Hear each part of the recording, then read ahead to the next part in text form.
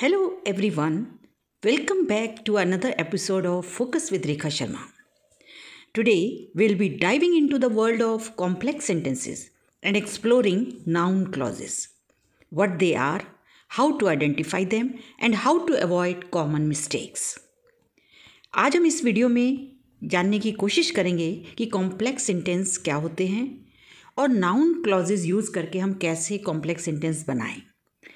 Noun clauses क्या हैं, how to identify them, उनको कैसे पहचानें and how to avoid common mistakes, जो हम कॉमन मिस्टेक्स करते हैं उसको कैसे अवॉइड करें। My name is Rekha Sharma, ready to take your English to the next level. Let's begin. What are complex sentences? First, let's understand what a complex sentence is. A complex sentence combines one independent clause with at least one dependent clause. It is made up of one independent clause and one or more dependent clauses. Dependent clauses cannot stand alone. They need the independent clause to complete their meaning.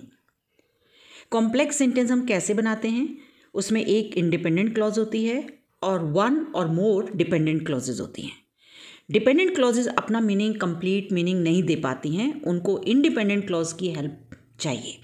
तो आज हम उन्हीं dependent clauses में noun clauses की बात करेंगे। There are 3 dependent clauses, noun clause, adjective clause and adverbial clause. तो आज इस वीडियो में मैं नाउन क्लॉज के बारे में बताऊंगी। See the example, I said that I am busy. This part of the sentence is a dependent clause and this part of the sentence is an independent clause. अगर मैं बोलती हूँ I said, ये complete meaning दे रहा है, it's an independent clause. That I am busy, इससे पहले मैंने क्या बोला, that is not clear, so this is a dependent clause. Now complex sentence, let's focus on one type of dependent clause, that is the noun clause. What's a noun clause? A noun clause acts as a noun in a sentence. A noun clause is a group of words, not one word, a group of words, जिसमें subject भी होता है, verb भी होता है। ये याद रखिए कि clause में subject और verb का होना ज़रूरी है और नाउन क्लॉज जो है वो नाउन की तरह फंक्शन करती है। नाउन का फंक्शन क्या है? Naming something. It can function as the subject, object और complement of a sentence. Role, noun clause का रोल क्या है एक सेंटेंस में? वो एज ए सब्जेक्ट भी, जैसे नाउन सब्जेक्ट भी हो सकता है, ऑब्जेक्ट भी हो सकता है और कॉम्प्लीमेंट भी हो सकता है। उसी तरीके से नाउन क्लॉज भी, it can function as a subject, it can function as an object and it can function as a complement. See the example, I said that I am busy. So what's the noun clause here? That I am busy. It's a noun clause. It functions here as a noun. जब भी हमें noun clause का पता लगाना है, what से question पूछिए, what I said, that I am busy, जो भी उसका आंसर आएगा वो हमारी noun clause होगी। Now functions of a noun clause in a sentence. Different roles. A noun clause plays different roles in a sentence. As a subject भी हम इसको use कर सकते हैं। What he said surprised all. What he said is a noun clause and here it is used as a subject. Verb से पहले subject लिखा जाता है, generally लिखा जाता है। As an object, I don't understand what she wants. What she wants is a noun clause and it is functioning here as an object, यानी verb के बाद जो आएगा वो object है। As a complement, the fact is that she lied. That she lied is a noun clause और is जो है is MR, verbs of incomplete predication और इसके बाद जो भी आएगा वो object नहीं होता है, complement होता है, just to complete the meaning of the sentence. So what is the fact? That she lied. तो यहाँ पर noun clause as a complement use हुई है। Now the question is how to identify noun clauses, जिसमें आप सबको बहुत confusion होता है। तो there are 3 tips, quick tips to identify a noun clause. The tip number 1, look for question words or that, whether, if आपको क्या ढूंढना है कि कोई भी क्लॉज जो क्वेश्चन वर्ड से शुरू हुई है, लेकिन उसको आइडेंटिफाई कैसे करना है कि जब भी क्वेश्चन वर्ड यूज हुआ है या दैट, इफ और वेदर यूज हुआ है, सबऑर्डिनेटिंग कंजंक्शंस कह सकते हैं, और what, who, whom, whose, why, how, when, where, ये क्वेश्चन वर्ड्स भी हैं और इनको हम रिलेटिव प्रोनाउंस भी कहते हैं। I wonder what he is doing, what he is doing is our noun clause, ये व्हाट से शुरू हुई है, और I wonder what, I wonder it, क्या है it, what he is doing. तो ये जो हमारी क्लॉज है ये नाउन क्लॉज है। Examples. He said that he was lazy. That he was lazy is a noun clause. Okay. It begins with that. I understand what you mean. It begins with what. ये भी हमारी noun clause है. He will decide whether I should go. It begins with whether. ये भी noun clause है. I know who will attend the meeting. And this is also a noun clause and it begins with who. अब सब में common चीज़ क्या है? कैसे हमें पता चलेगा कि दैट से जो शुरू होने वाली क्लॉज है वो नाउन ही क्लॉज है? जब भी आप नाउन क्लॉज का पता लगाना चाहते हैं तो व्हाट से क्वेश्चन पूछिए। ही सेड व्हाट या व्हाट डिड ही से, तो आंसर आएगा that he was lazy. What I understood या what did I understand, answer आएगा what you mean. In he will decide what, answer क्या आएगा whether I should go. तो ये हमारी नाउन क्लॉज होगी।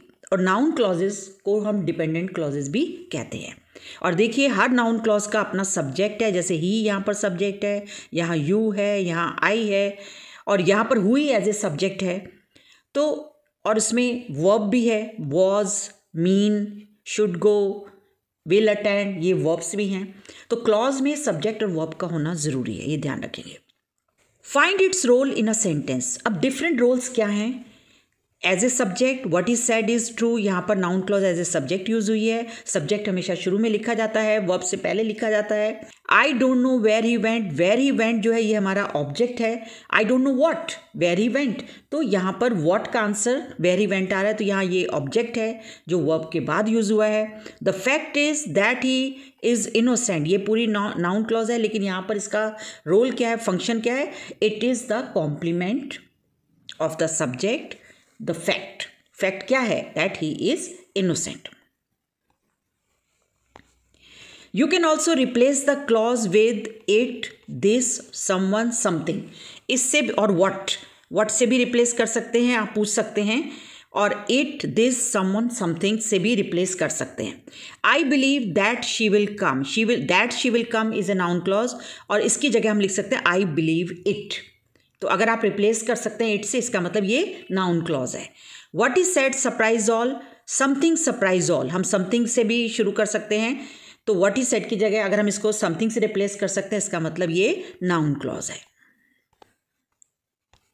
A noun clause must have a subject and a verb of its own. What ever you decide is fine with me, तो you subject है, decide जो है वर्ब है, ये नाउन क्लॉज है। Whatever you decide is a noun clause जिसमें subject भी है और वर्ब भी है। Now you have to identify the noun clause and its function.